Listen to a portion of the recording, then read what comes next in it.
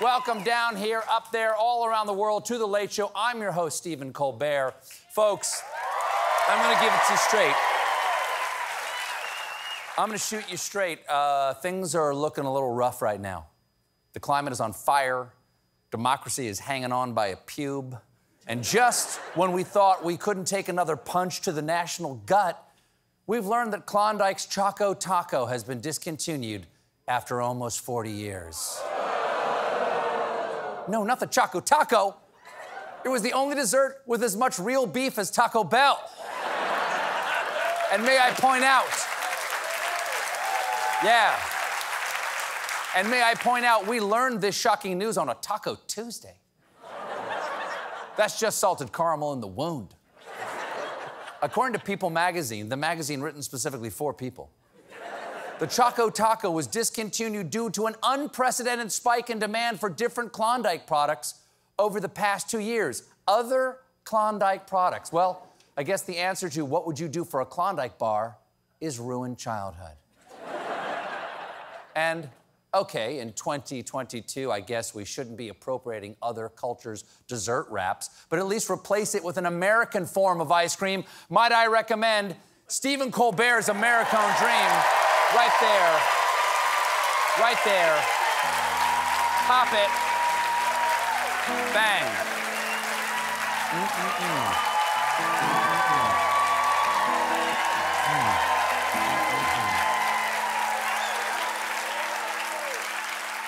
Vanilla ice cream, fudge-covered waffle bits, and a caramel swirl. It's basically like if a Choco Taco got into a terrible car accident. But losing the Choco Taco is still Choco. And my colleagues at Cable News are all over it. MSNBC's Alex Wagner, how does the end of the Choco Taco make you feel? There is hunger. There sure is. John King from CNN, was the discontinuation of the Choco Taco a dereliction of loyalty, a dereliction of patriotism? Is it breaking the law? It was a dereliction of loyalty. It was a dereliction of patriotism. Is it breaking the law? I'll leave that to the lawyers. Admirable caution, John. And finally, Ari Melber, put the loss of this folded frozen confection into historical context for us. Worse than Watergate? Easy call. Thank you, Ari. Unlike the Choco Taco, some things just won't go away, like former President Dingus Ex Machina. This afternoon, the old gray lady dropped a bombshell about the old orange president and his plan to steal the 2020 election by appointing slates of fake electors that Mike Pence would then count and take the election away from Joe Biden. Now, everybody's been calling them fake electors because they were fake.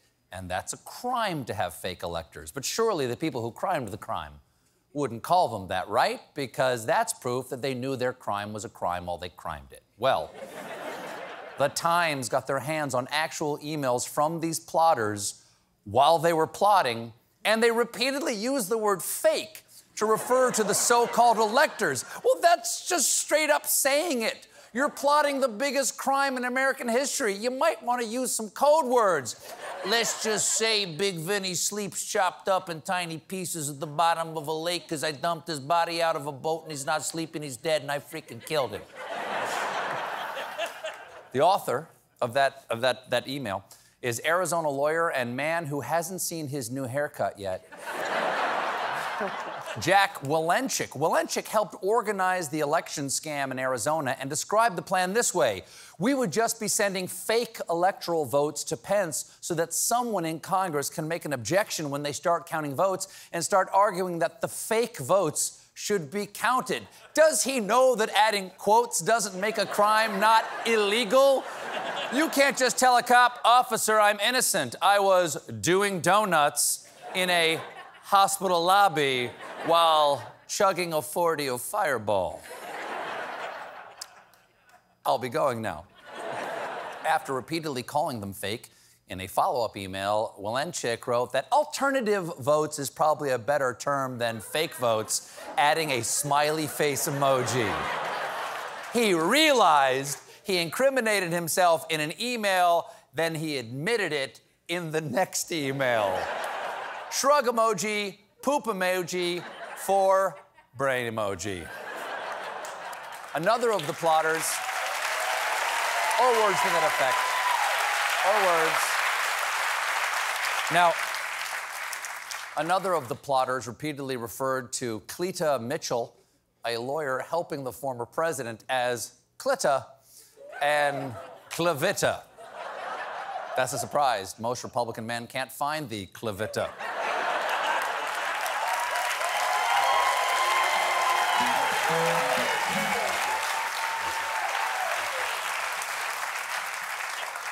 This afternoon, for the first time since he left the White House in disgrace, the former president returned to Washington to deliver a speech on crime. Wow. That takes a big swing and pair to return to the scene of your attempt to overthrow the government, then give a speech about crime prevention. That's like Buffalo Bill coming back to announce an endorsement with Aveeno. It puts the Aveeno on its skin or it gets the dryness again. I'd moisturize me.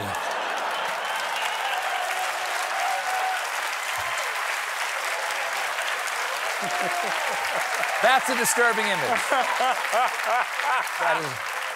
You're all welcome. You're all welcome for that image in your head. Former president isn't the only 2024 hopeful who gave a speech in D.C. today. So did his former VP, Mike Pence. Here's the Veep's big entrance at the Youth America Foundation.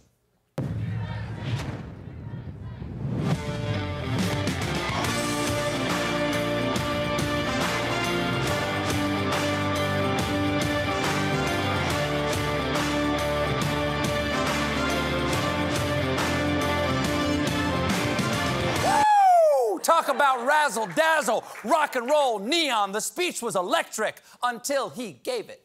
Our lives have changed a lot since the last time we were together.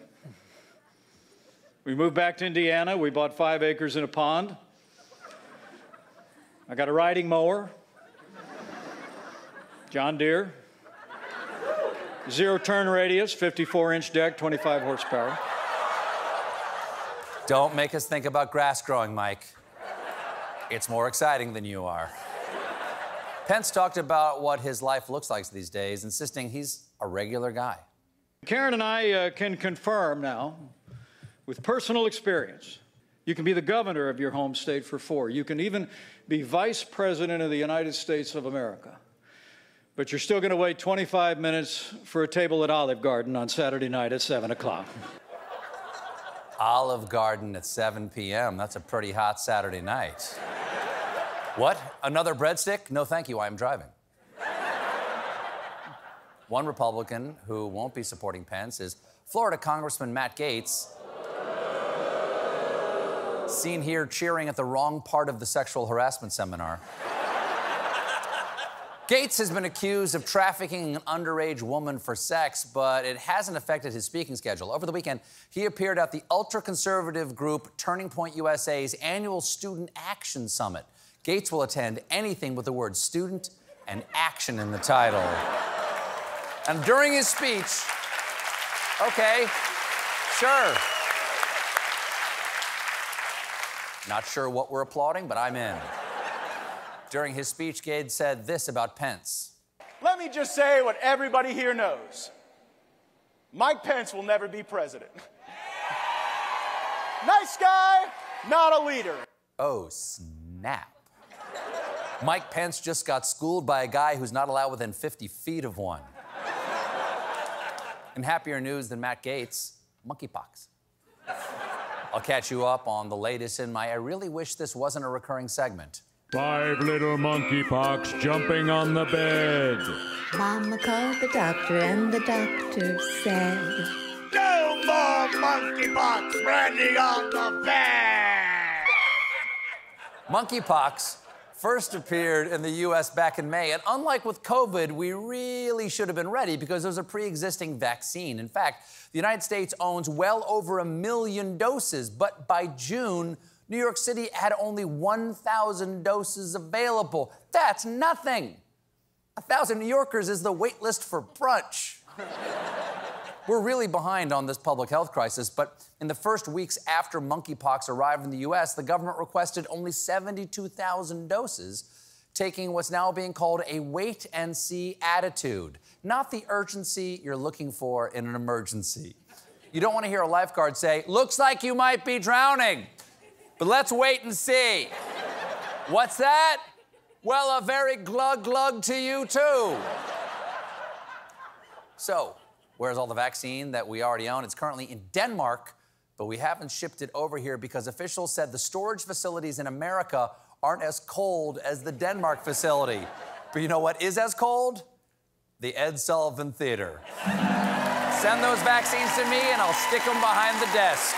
We got a great show for you tonight. My guests are Charlemagne the God and star of Stranger Things, Brett Gelman. But when we come back, meanwhile, join us, won't you?